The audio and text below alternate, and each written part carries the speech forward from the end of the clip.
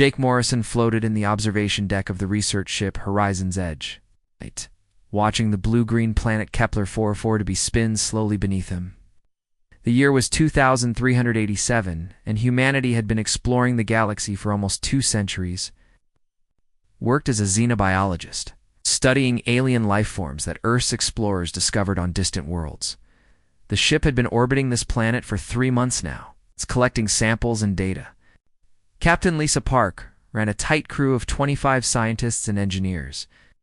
They were independent researchers, not tied to any government or military force. This freedom let them go where the big corporations could not. Jake spent most of his time in the communications lab, monitoring alien radio signals, had learned to decode several alien languages during his 10 years in space. The work was slow and often boring, but sometimes he found something interesting. On this particular morning, Jake was tracking routine transmissions from a nearby star system when his equipment picked up something unusual. The signal was heavily encrypted and coming from the Zephyrian Empire's territory. Zephyrians controlled a large section of this part of the galaxy. They were known for their advanced technology and military strength. Jake had never liked the Zephyrians. They looked down on younger species like humans. They claimed to bring peace and order to the galaxy, but Jake had heard rumors about their true methods. Still, breaking their encryption codes would be illegal under galactic law. The signal kept repeating every few hours.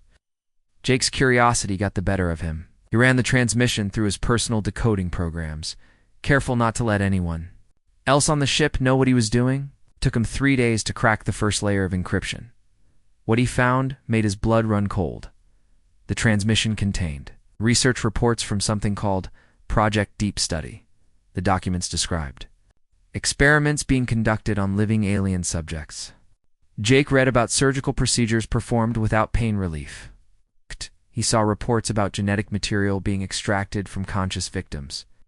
There were psychological tests designed to break the minds of different species. Jake felt sick as he read further. The Zephyrians were capturing sentient beings from across the galaxy. They took them to secret research facilities where teams of scientists studied how to control them. The goal was to create better weapons and more effective ways to enslave entire populations. The worst part was finding human names on the victim lists. 3 months ago, the Zephyrians had raided a small human colony called New Boston. Official reports said pirates had attacked the settlement. Now Jake knew the truth. Zephyrians had taken 47 colonists, including women and children. Jake printed out the documents and hid them in his personal quarters. He spent the next week decoding more transmissions. Each new file revealed more horrors. The Zephyrians had been running these experiments for decades. Hundreds of species had suffered in their laboratories. The main research facility was located on a planet called Nexus Prime in the Outer Rim. The reports showed that over 800 prisoners were currently being held there. They came from dozens of different worlds. Some had been in captivity for years. Jake knew he had to do something, but he also knew that Captain Park would never approve a rescue mission. The Horizon's Edge was a research vessel, not a warship. It had no weapons, beyond basic defensive systems. Taking on the Zephyrian Empire would be suicide for his small crew. Still, Jake could not get the images out of his head. He had seen medical photographs of alien beings strapped to laboratory tables, had read transcripts of interrogation sessions, where scientists broke down their victims mentally. These were not animals or criminals. They were people with families and hopes and dreams. Jake decided to approach 2 crew members he trusted most. Danny Cole was the ship's chief engineer, a quiet man from Texas who could fix anything with enough time and spare parts. Amy Torres was their best pilot, young but skilled enough to fly through asteroid fields without breaking a sweat. Jake met them in the ship's small recreation room during the night shift when most of the crew was sleeping. He spread the printed documents across the table and watched their faces as they read. Danny whistled low when he saw the medical reports.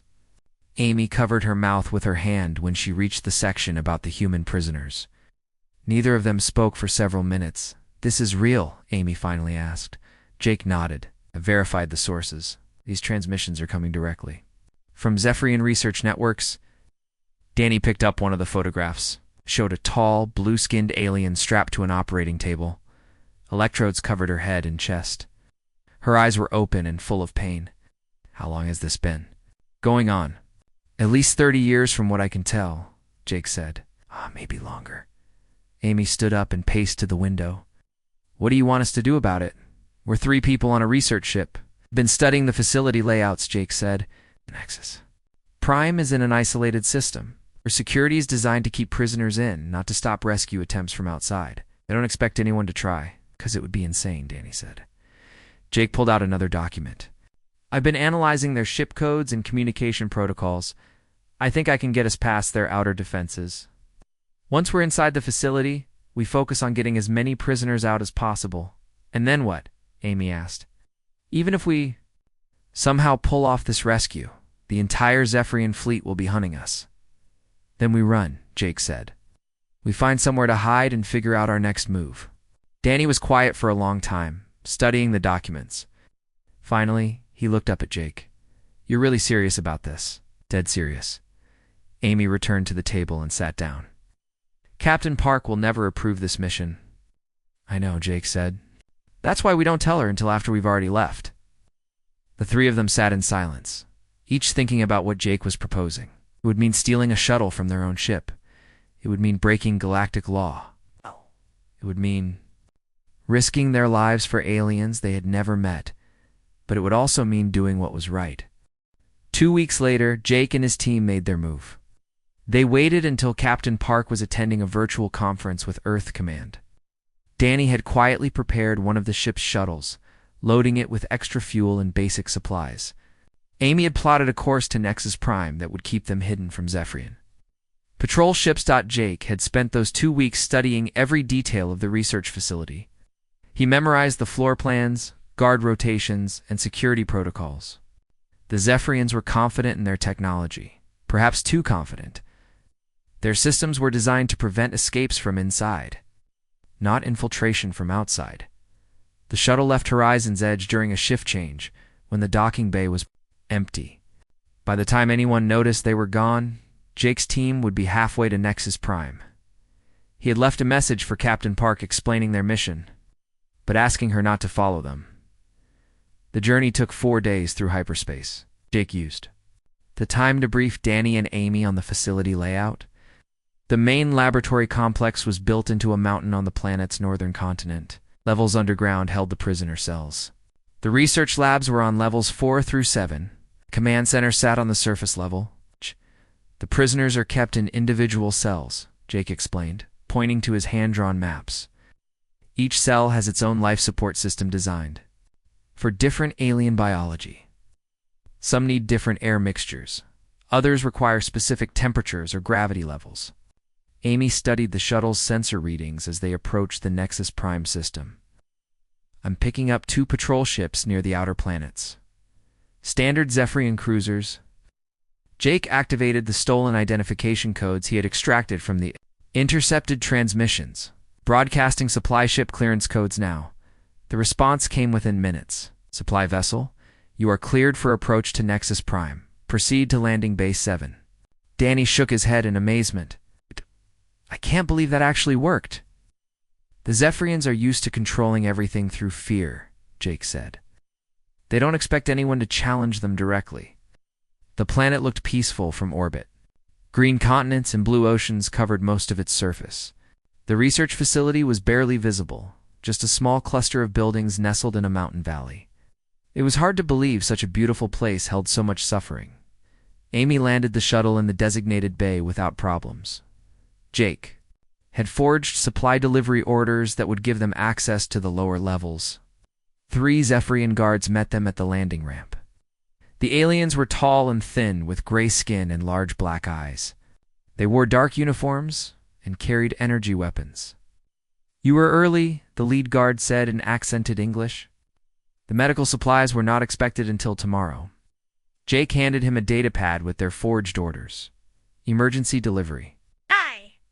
Of your research subjects had an adverse reaction to the new compounds, Dr. Vex requested immediate resupply.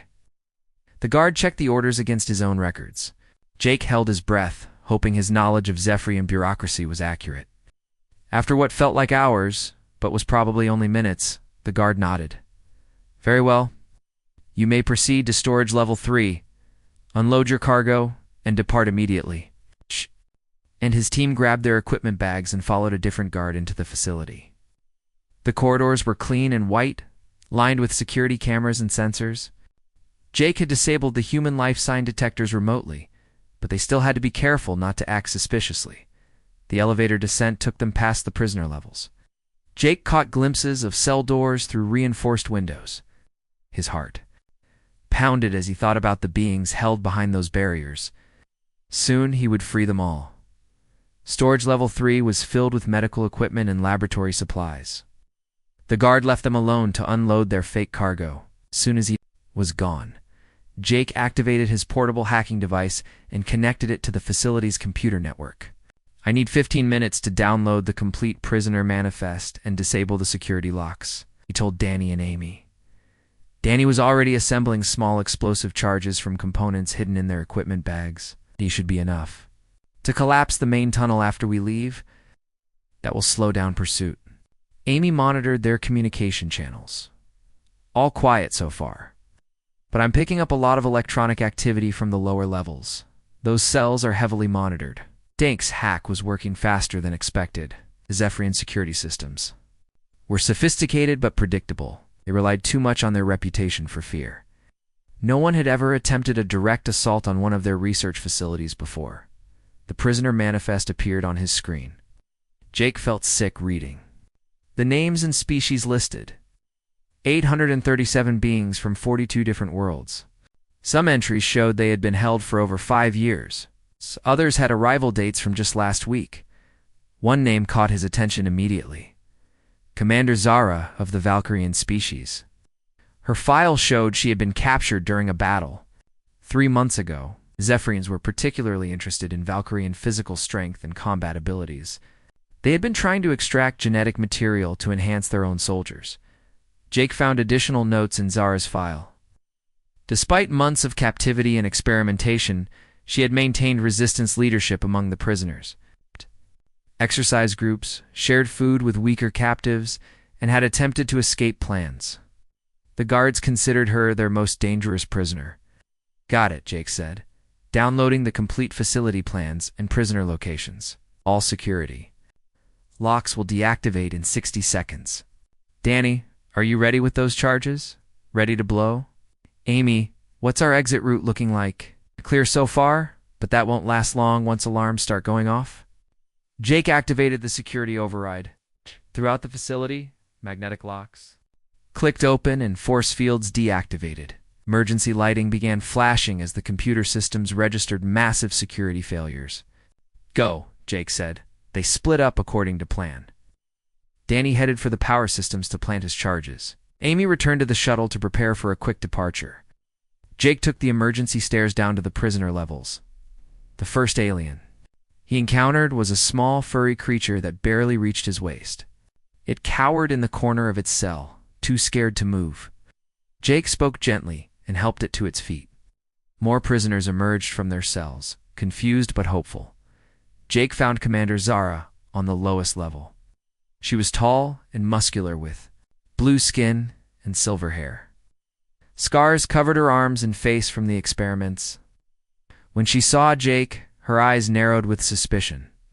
You are human, she said in perfect English. Yes, I'm here to get you out. Why would humans risk themselves for us? Jake met her steady gaze. Because it's the right thing to do.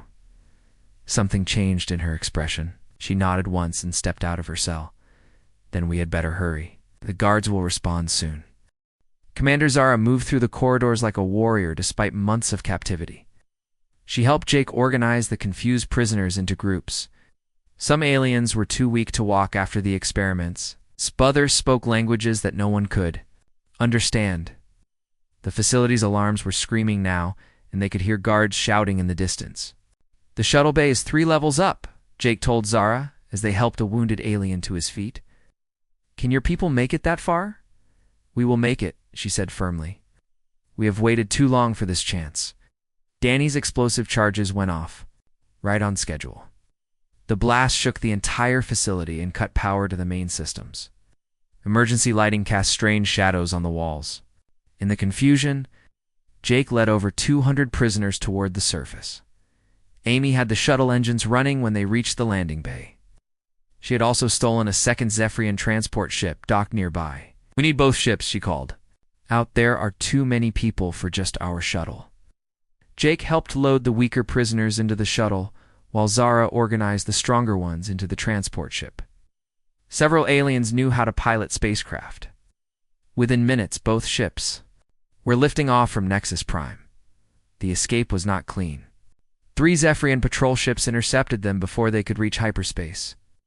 Jake found himself commanding a battle for the first time in his life. He had Amy fly evasive patterns, while the stolen transport ship used its weapons to hold off their attackers. "Jump to hyperspace on my mark," Jake told both ships over the radio. He had programmed coordinates for an abandoned mining station in the Veil Nebula. 3, 2, 1, mark. Both ships vanished into hyperspace just as more Zephyrian reinforcements arrived. They had escaped, but Jake knew their problems were just beginning. The Zephyrian Empire would not ignore this attack. It would hunt for the escaped prisoners across the galaxy. The mining station had been empty for over 50 years. It drifted in the nebula's gas clouds, hidden from most sensors. Jake chose it because few ships traveled through this region anymore. They would have time to plan their next moves. The next few days were the hardest of Jake's life. The rescued aliens came from 15 different species. They had different needs for food, air, and temperature. Some required medical care that Jake's team could not provide. Others were so traumatized by their captivity that they could barely function. Language was another huge problem. Only a few aliens spoke English or any other human language, communicated through sounds, gestures, or methods that humans could not understand. Simple decisions like where to sleep or what to eat became complicated negotiations. Jake spent hours walking through the station, trying to solve one crisis after another. A group of insect-like aliens needed a much colder environment than the others. Several reptilian beings required special minerals in their diet. 2 different species had cultural conflicts that nearly led to fighting. Commander Zara became his closest ally during this difficult period. She spoke several alien languages and understood military organization. More importantly, the other prisoners respected her. When disputes arose, they listened to her judgment. "Your people have an interesting approach to leadership," she told Jake one evening as they reviewed supply lists. "Most species organize themselves through strength or heredity. Humans seem to choose leaders based on different qualities." Jake was too tired to think about philosophy. "We try to pick people who can solve problems and work with others. It doesn't always work, but it's better than the alternatives." "The prisoners are starting to trust you," Zara said. "That is unusual. Most aliens fear humans because of your unpredictability." "Unpredictability can be useful," Jake replied. "The Zephyrians didn't expect us to attack their research facility. Traditional military thinking would have called it impossible." 3 weeks after the rescue, Jake received devastating news from Captain Park. The Zephyrian Empire had attacked 4 human colonies in retaliation for the Nexus Prime raid. They demanded that Jake surrender himself in exchange for peace. Thousands of human civilians were now refugees fleeing their homes. Jake felt the weight of responsibility crushing down on him. His decision to rescue the alien prisoners had put his entire species at risk. He considered turning himself in to save human lives, but Zara convinced him that surrender would solve nothing. "The Zephyrians were already planning to attack human colonies," she explained. "We found documents in their facility computers. Your raid just gave them an excuse to begin their expansion sooner." The news of the attacks had an unexpected effect on the rescued prisoners. Instead of fleeing to distant star systems to hide, many of them began volunteering to fight back. They had seen the Zephyrian research files during their escape. They knew that every species in the galaxy was potentially at risk. A Corvani engineer, named Hex, offered to modify their stolen ships for combat. A group of Talarian scouts volunteered to gather intelligence on Zephyrian fleet movements. Even the smallest species found ways to contribute to their growing resistance movement. Jake found himself becoming the central coordinator for all these efforts. His human perspective allowed him to see connections between different alien capabilities that the species themselves missed. He could envision how Corvani technology might complement Talarian stealth tactics, or how Valkyrian warriors could protect more vulnerable species during operations. The breakthrough came when Jake suggested something that shocked all the aliens. Instead of each species working separately, they should form integrated teams that combine different abilities. Most alien cultures had never considered such cooperation possible. Each species has unique strengths, Jake explained during a meeting. Of the group leaders, humans are adaptable and creative. Valkyrians are strong and brave. Talarians are fast and stealthy. Corvanis understand technology better than anyone. If we work together, we can accomplish things that none of us could do alone. Commander Zara was the first to understand the implications. You are talking about a true alliance. It's not just cooperation, but integration. Exactly, Jake said. The Zephyrians controlled the galaxy because they force other species to submit. We can defeat them by doing the opposite. We can show that cooperation is stronger than domination. The idea spread quickly through the station. Within days, alien volunteers were forming mixed-species teams for practice missions. They learned to communicate across language barriers and coordinate different fighting styles. Jake watched with amazement as beings who had never met before began working together, like they had trained for years. Commander Zara approached Jake after observing one particularly successful training exercise. Her expression was serious, almost formal. The Alliance has been discussing leadership structure, she said. We need someone to coordinate military strategy across all species. Someone who understands how to make different abilities work together. It's Jake. Realize where this conversation was heading. Zara, I'm not a soldier. I'm a scientist who got lucky. You are the human who united 15 species in 3 weeks, she replied. You see possibilities that the rest of us miss. The Alliance wants. You too accept the position of general. The words hit Jake like a physical blow. General him. A xenobiologist who had never commanded anything larger than a research team. But as he looked around the station at aliens from dozens of worlds working together toward a common goal, he understood that everything had changed. The galaxy needed someone who could think differently. Jake stood in the main hangar of their captured Zephyrian cruiser, looking at the assembled crowd of aliens. Representatives from 23 different species had gathered for the ceremony. Some wore traditional clothing from their homeworlds. Others had fashioned uniforms from whatever materials they could find. All of them were watching him with expectations he was not sure he could meet. Commander Zara stepped forward, carrying an ornate weapon that belonged to her people. It was a ceremonial blade passed down through generations of Valkyrian military leaders. She had explained that offering it to someone from another species was almost unheard of in her culture. Jake Morrison of Earth, she said in a voice that carried across the hangar. You freed us from captivity when no one else would try. You brought different species together when we thought cooperation was impossible. You showed us that unity is stronger than division. The other alien leaders moved closer, forming a circle around Jake. Each species had their own traditions for recognizing leadership, but they had agreed to follow Valkyrian customs for this moment.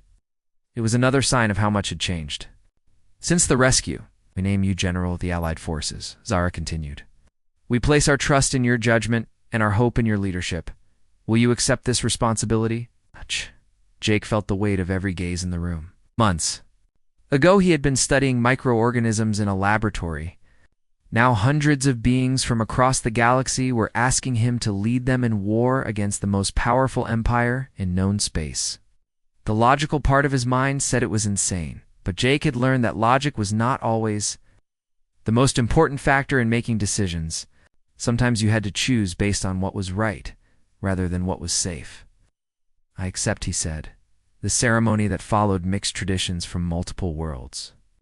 Valkyrian warriors sang battle hymns while Talarian dancers performed victory rituals. The Corvani delegation presented Jake with a small device that would translate most alien languages in real time. Other species offered gifts that represented their commitment to the Alliance. When the formal celebrations ended, Jake gathered his new command staff in the ship's conference room. The table was surrounded by beings who looked like they belonged in a science fiction movie rather than a military briefing. Jake had to remind himself that this was now his reality. "Our first priority is intelligence gathering," he told the group. "We need to know where the Zephyrians are keeping other prisoners and how many ships they have in each system. We also need to understand their military strategies better." Vex, a Talarian scout with gray fur and large eyes, leaned forward. "My people can infiltrate their communication networks. Talarians are small enough to avoid most sensors," Jake said. "Hex, can your engineers modify some of our ships for stealth operations?" The Corvain nodded his insect-like head. "We have been working on new designs. Zephyrian sensors look for specific energy signatures. We can mask those signatures and make our ships appear to be civilian vessels." Jake was still learning how to coordinate different alien capabilities, but he was getting better at it. Humans seemed to have a natural talent for seeing how different pieces could fit together into a larger plan. It was one reason why the Alliance had chosen him as their leader. Over the next few weeks, Jake sent small teams to gather information across 3 star systems. The intelligence they brought back was both encouraging and frightening. Had more research facilities than anyone had suspected, but they were also spread thin, trying to control so much territory. The breakthrough came when a Talarian scout team discovered a major weakness in Zephyrian security. Their military commanders communicated through a central relay station that coordinated fleet movements across their empire. If the Alliance could capture or destroy that station, it would blind the Zephyrian Navy for days. Jake spent hours studying the relay station's defenses with his command staff. It was heavily protected by automated weapons and force fields, but it was also isolated in an empty star system. More importantly, the Zephyrians did not expect anyone to attack such a critical target. This is exactly the kind of operation that traditional military thinking would reject, Jake explained to his team. Too risky, too ambitious, not enough ships. But that's why it might work. Commander Zara studied the tactical displays. You want to use the relay station as bait? Attack it to draw Zephyrian reinforcements, then ambush their response fleets. Exactly, Jake said. While they're focused on protecting their communications, we hit 3 research facilities simultaneously. By the time they realize what's happening, we'll have freed thousands more prisoners. The plan required precise timing and coordination between multiple strike teams. Jake assigned Valkyrian warriors to lead the direct assaults while Talarian scouts provided reconnaissance. The Corvani engineers would handle technical sabotage. Human crew members would coordinate communications between the different groups. Danny had proven particularly good at training alien soldiers in human military tactics. He taught them about concepts like feints, diversions, and psychological warfare that most species had never considered. Amy had become the Alliance's best pilot trainer, showing aliens how to fly in coordinated formations rather than individual combat styles. The first test of Jake's leadership came when they attacked a small Zephyrian outpost near the outer rim. The plan worked perfectly. Talarian scouts disabled the base's sensors, while Valkyrian warriors assaulted the main defenses. Corvani engineers captured the facility's computer systems intact, providing valuable intelligence about enemy fleet positions. Most importantly, they rescued another 400 prisoners from 12 different species. Word of the Alliances. Success began spreading through the underground networks that connected oppressed populations across the galaxy. Volunteer fighters started arriving at their hidden bases faster than Jake could process them. The Zephyrian Empire finally began, taking the Alliance seriously after the 3rd successful raid. They deployed elite guard units and began hunting for the rebellion's leadership. Jake found his name on wanted posters distributed across Zephyrian space. The bounty on his head was larger than the annual budget of most human colonies. "You have become quite famous," Commander Zara told him during a strategy meeting. "Zephyrian propaganda calls you the most dangerous human in the galaxy." Jake looked at the tactical displays showing enemy fleet movements. Red markers indicated Zephyrian patrol ships searching for Alliance bases. Blue markers showed their own forces preparing for the next wave of operations. The war was escalating faster than he had expected. "Aim was never the goal," he said. "But if being dangerous to the Zephyrians means we can free more prisoners, I'll accept the title." The real test of Jake's leadership came when intelligence reports revealed that the Zephyrians were planning massive retaliation strikes against civilian populations. They intended to destroy entire colonies belonging to species that had joined the Alliance. The attacks were designed to break the rebellion's morale and force surrender through terror. Jake faced the hardest decision of his life. He could try to defend the threatened colonies, but that would mean spreading his forces thin and fighting on the Zephyrians' terms. Or he could focus on offensive operations that might end the war faster, but would require sacrificing innocent lives in the short term. Commander Zara found him alone in his quarters, staring at star charts and casualty projections. The command.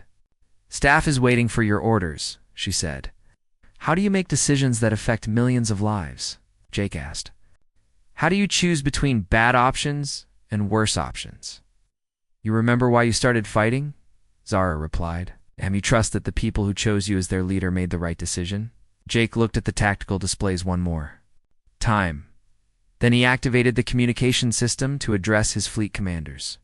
The Alliance was about to launch its largest operation yet. Success would prove that their united forces could challenge the Zephyrian Empire on equal terms.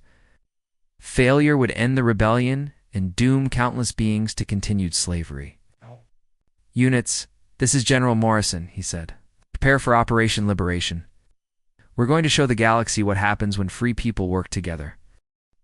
Operation Liberation began at dawn, across 7 star systems. Jake watched from the command bridge of his flagship as dozens of Alliance ships moved into position around Zephyrian strongholds. Each attack force contained mixed species working together in ways that would have been impossible just months before.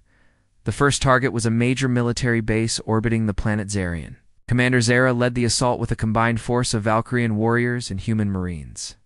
They used Corvani's stealth technology to approach undetected wild Talarian scouts, disabled the base's early warning systems. Jake coordinated the entire operation from his command ship, watching multiple battles unfold simultaneously across his tactical displays. It was like playing chess on 7 different boards at once. Except every move could cost lives and every mistake could doom entire species to slavery. "Zarian base is secured," Zara reported over the communication system. "We freed 800 prisoners and captured significant military equipment." Similar reports came in from the other attack sites. The Alliance forces were winning, but Jake knew the real test was still coming. The Zephyrian Empire would not allow such devastating losses without responding with everything they had. The counterattack came 3 days later. Zephyrian battle fleets appeared at the edge of 5 different star systems where Alliance forces had established temporary bases. The enemy had finally committed their elite units to crush the rebellion once and for all. Jake found himself commanding the largest space battle in galactic history. Over 3,000 ships from both sides engaged in combat across multiple star systems. The Alliance was outnumbered, but they had advantages that the Zephyrians had not expected. Human tactical doctrine emphasized flexibility and adaptation. Instead of fighting in rigid formations like most alien militaries, Jake's forces used dynamic strategies that changed based on battlefield conditions. When Zephyrian heavy cruisers moved to attack, Alliance ships scattered and regrouped in unexpected patterns. The key breakthrough came when Jake realized that the Zephyrian commanders were following predictable strategic patterns. They had been trained in military academies that taught standard battle tactics. Jake's forces, by contrast, combined military traditions from dozens of different worlds. "All ships implement Formation Gamma," Jake ordered over the fleet communication network. "Valkyrian units take point. Talarian squadrons provide flanking support. Corvani vessels focus on electronic warfare." The maneuver worked perfectly. Zephyrian forces found themselves facing coordinated attacks from multiple directions, using tactics they had never encountered before. Their rigid command structure could not adapt quickly enough to counter the Alliance's flexible approach, but victory came at a terrible cost. Jake watched good friends die in the battles. Danny Cole's ship was destroyed while covering the retreat of a damaged alien cruiser. Amy Torres barely escaped when her fighter squadron was overwhelmed by enemy reinforcements. The human casualties were devastating. But losses among alien alliance members were even worse. The most difficult moment came when Jake had to choose between saving a crippled Corvani hospital ship or pursuing a retreating Zephyrian command vessel. The enemy's ship contained intelligence that could end the war faster, but the hospital ship carried over 2,000 wounded aliens who would die without immediate rescue. Jake chose to save the hospital ship. It was the kind of decision that traditional military thinking would have called a mistake, but it sent a powerful message to every species in the Alliance. Human leadership valued individual lives over strategic advantages. The decision had unexpected consequences. News of Jake's choice spread through alien communication networks faster than official military reports. Species that had remained neutral in the conflict began offering support to the Alliance. They had seen that humans were willing to sacrifice strategic gains to protect the vulnerable. Within weeks, the Alliance doubled in size. Entire star systems declared independence from Zephyrian rule and offered their fleets to Jake's command. The rebellion had become a full-scale galactic civil war. Jake established his main headquarters on a liberated world called Haven Prime. The planet had been strip-mined by Zephyrian corporations for decades. But the Alliance began rebuilding it as a symbol of freedom. Representatives from over 50 species worked together to create a functioning government based on cooperation rather than domination. The personal cost of leadership weighed heavily on Jake. He had not slept properly in weeks. Every decision he made affected millions of lives. The responsibility was crushing, but he could not show weakness when so many beings depended on his strength. Commander Zara found him one evening sitting alone in his office, staring at casualty reports from the latest battles. She had become more than just his military partner. In the chaos of war, they had developed a friendship that transcended species boundaries. "You cannot blame yourself for every death," she said, sitting across from his desk.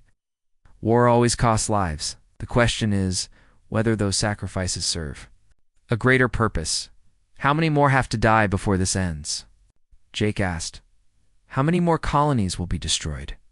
How many more families will be torn apart? As many as it takes to ensure that no one else suffers what we suffered in those research facilities," Zara replied. "You gave us hope when we had none. You showed us that freedom was possible when we thought we were doomed to slavery forever." Jake looked at the tactical displays showing current fleet positions across the galaxy.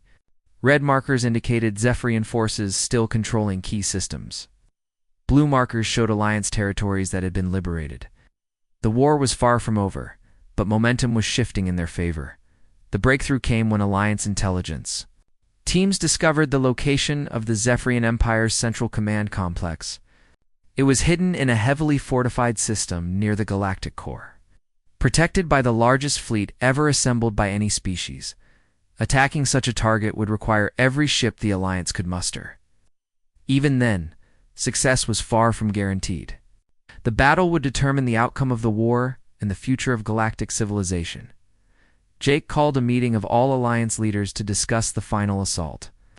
Representatives from dozens of species gathered in the council chambers on Haven Prime. Some argued for a negotiated settlement. Others wanted to continue the gradual liberation of individual systems. "Zephyrian leadership will never accept true peace," Jake told the assembly. "They see other species as resources to be exploited, not equals to be respected. As long as their central government exists, the threat of renewed oppression will hang over every free world." Commander Zara stood to address the council. "General Morrison has led us from desperate prisoners to a force that challenges the greatest empire in galactic history. If he believes this assault is necessary, then the Valkyrian fleet will follow him into battle." One by one, other species representatives voiced their support. The Alliance would stake everything on one final battle. They would either destroy the Zephyrian Empire's ability to wage war or die trying. Jake accepted the weight of command one more time. In a few days, he would lead the largest military force ever assembled by free peoples against an enemy that had ruled through fear for centuries. The outcome would determine whether the galaxy's future belonged to oppression or liberation. "Prepare all fleets for final assault," he ordered. "We're going to end this war."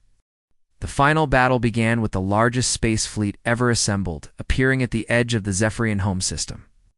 Jake stood on the bridge of his flagship, watching as over 5,000 Alliance ships dropped out of hyperspace in perfect formation. Ships from 63 different species had answered his call to end the war once and for all, the Zephyrian homeworld of Zephyros. Prime hung before them like a gray jewel surrounded by defensive platforms and patrol fleets. Ancient space stations orbited the planet, each one bristling with weapons that could destroy entire cities. The enemy had been preparing for this moment since the rebellion began. "All fleet commanders, this is General Morrison," Jake spoke into his communication system. "Today we fight not just for our own freedom, but for every being who has suffered under Zephyrian oppression. Today we prove that cooperation is stronger than conquest." The battle erupted across the entire star system. Zephyrian defense fleets moved to intercept the Alliance forces in a desperate attempt to protect their homeworld. Jake coordinated attacks on multiple fronts, using the combined strengths of every allied species to overcome enemy advantages. Valkyrian heavy cruisers smashed through Zephyrian battle lines while Talarian fighter squadrons harassed enemy support. Ships, Corvani vessels used electronic warfare to blind Zephyrian sensors and communications. Human ships served as mobile command centers, coordinating the chaotic battle with tactical flexibility that confused the enemy. The space battle raged for hours. Jake watched friends die as their ships were destroyed by enemy fire. He saw entire squadrons sacrifice themselves to protect damaged vessels carrying wounded allies. The cost was enormous, but the Alliance forces continued to advance toward their primary target. The breakthrough came when Alliance forces broke through the outer defensive ring and began attacking the orbital platforms directly. Jake had studied Zephyrian military doctrine for months, learning that their commanders always followed the same defensive patterns. When the platforms came under direct assault, the enemy fleet would be forced to choose between protecting them or defending the planet. As Jake predicted, the Zephyrian admiral chose to protect the planet. Enemy ships pulled back to form a defensive shell around Zephyros Prime, abandoning the orbital platforms to their fate. Alliance forces quickly destroyed the weapons platforms, clearing the way for the ground assault. "Commander Zara, begin planetary operations," Jake ordered.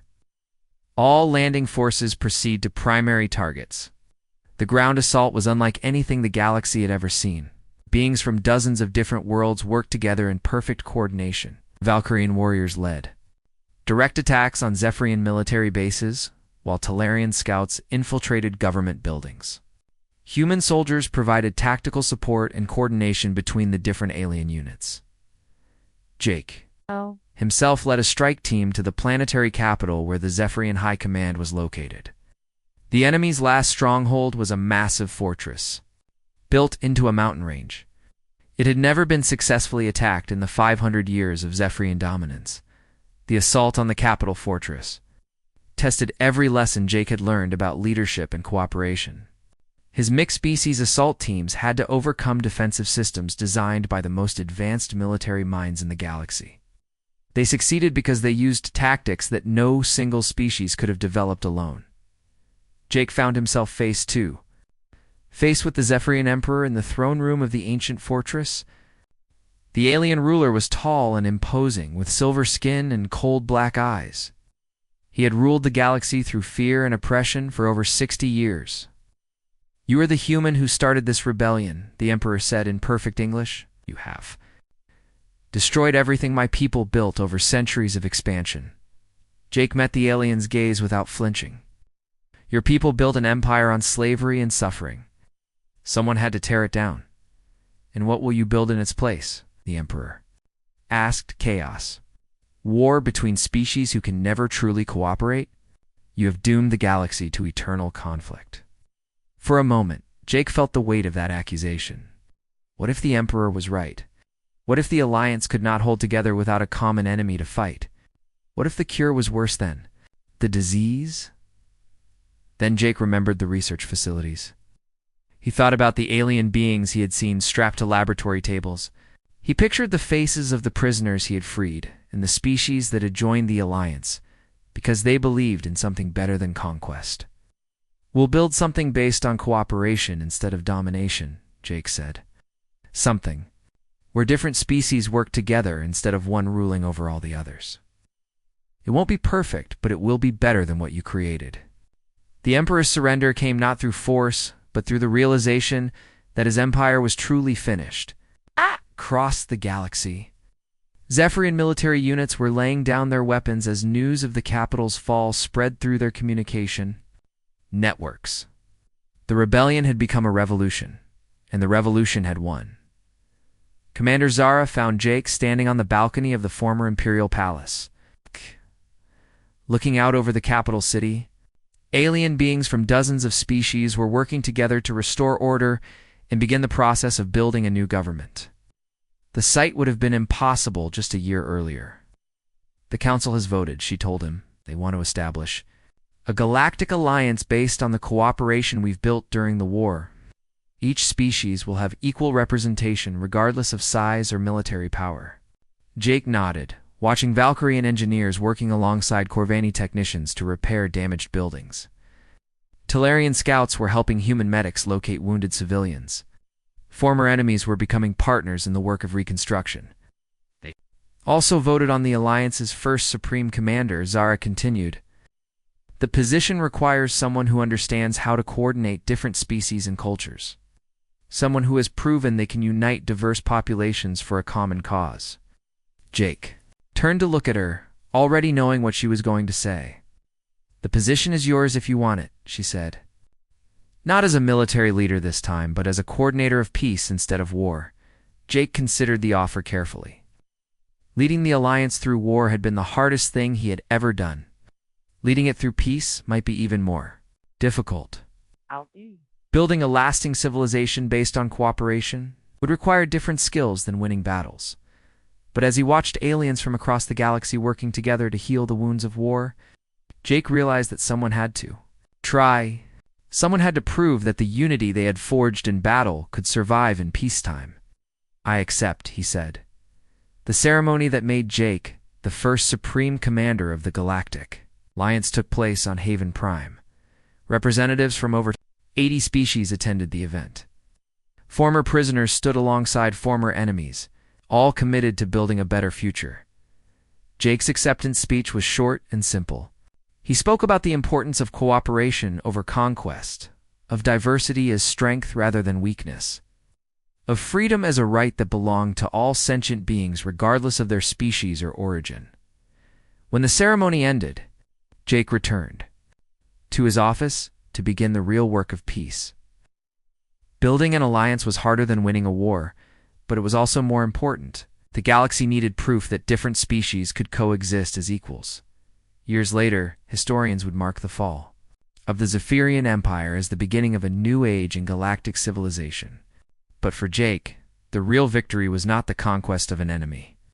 It was the friendships built across species barriers, the cooperation that had seemed impossible, and the proof that unity was indeed stronger than domination. The human xenobiologist, who had once studied alien microorganisms, had become the leader of a galactic civilization. But more importantly, he had helped create a future where no being would ever again suffer in the name of another species' ambitions.